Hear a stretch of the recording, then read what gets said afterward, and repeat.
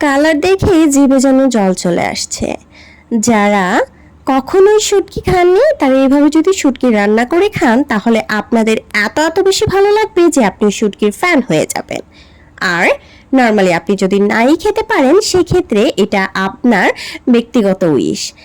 আমি প্রথমত কড়াইতে একটুখানি পেঁয়াজ দিয়ে দিয়েছি, যতটুকু শুটকি নেব ঠিক ততটুকু পরিমাণে যতটুকু আমার প্রয়োজন, এবং আমি তেলে পেঁয়াজটাকে একটু হালকা বাদামি কালার করে ভেজে নেব। প্রচুর পরিমাণ একটু নাড়াচাড়া দিয়ে আমাকে ভেজে নিতে হবে, তার কারণ হচ্ছে পেঁয়াজটা না হয় নিচে লেগে যেতে পারে। সো আমি এখানে কক্সবাজারের লটকা শুটকি যেটাকে বলা হয় সেটি আমি পিস পিস করে কেটে নিয়েছি, আমি আমার রুচিবোধ অনুযায়ী। আপনি আপনার রুচি অনুযায়ী ঠিক যেভাবে ইচ্ছা সেভাবে ছোট অথবা বড় পিস করে কেটে নিতে পারেন। এখন শুটকির সাথে পেঁয়াজটাও নাড়াচাড়া দিয়ে ভেজে নিতে হবে।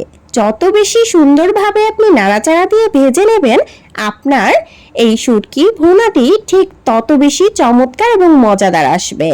এবং একটু লবণ দিয়ে নেবেন পরিমাণ মতো, তাহলে পেঁয়াজটা কিন্তু সেদ্ধ হয়ে যাবে। আপনি কিন্তু এখানে রসুন ফ্লেভার পছন্দ করলে পেঁয়াজের সাথে রসুনটাও দিতে পারেন। আমি নেড়ে চেড়ে বারবারই এটাকে বাদামি কালার করে নিচ্ছি। চুলার আঁচটা কিন্তু মিডিয়াম আঁচে রেখেছি যেন কোনো কিছুই না পুড়ে যায়। আপনি যদি শুটকি প্রেমী হয়ে থাকেন তাহলে এভাবেও রান্না করে খেতে পারেন ঠিক আমার মতো। এখন আমি কিন্তু তেলের মধ্যেই কিছুটা পরিমাণ মরিচ গুঁড়ো এবং হলুদের গুঁড়ো পরিমাণ মতো দিয়ে দিয়েছি, দিয়ে আমি কিন্তু নেড়ে চেড়ে নিচ্ছি। কারণ এইটা যত বেশি নেড়ে চেড়ে ভেজে ভেজে নিব, যেহেতু এটি ভাজা ভাজা সিস্টেম হবে সেহেতু আপনার কিন্তু প্রচুর পরিমাণ নাড়াচাড়া দিয়ে এটাকে রান্না করে নিতে হবে। যেহেতু এটা ভাজা ভাজা হয়ে গেছে আমি অল্প একটু পরিমাণ পানি দেব আমাদের শুটকিটা এবং পেঁয়াজটা একটু হালকা নরম হওয়ার জন্য। পানি দিয়ে আমি মিডিয়াম লো আঁচে কিন্তু আমার চুলাটাকে রেখে দেব, তাহলে কিন্তু এটা পুড়ে যাওয়ার কোনো সম্ভাবনা থাকবে না। আপনারা যারা কখনোই শুটকি খাননি আপনাদের বাসায় যে রান্না করে তাকে বলবেন ঠিক এভাবে রান্না করে দিতে, তাহলে শুটকির ওইরকম ফ্লেভার আসবে না। তবে যারা শুটকির ফ্লেভার পছন্দ করেন না তারা কিন্তু শুটকি কখনোই যেভাবেই রান্না হোক না কেন খেতে পারবেন না।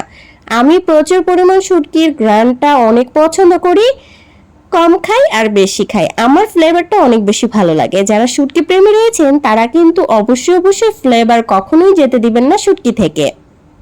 শুটকি রান্নার পরে এত সুন্দর একটি ফ্লেভার আসে রুমে, যেটা শুনলেই আমার প্রচুর পরিমাণ ভালো লাগা কাজ করে।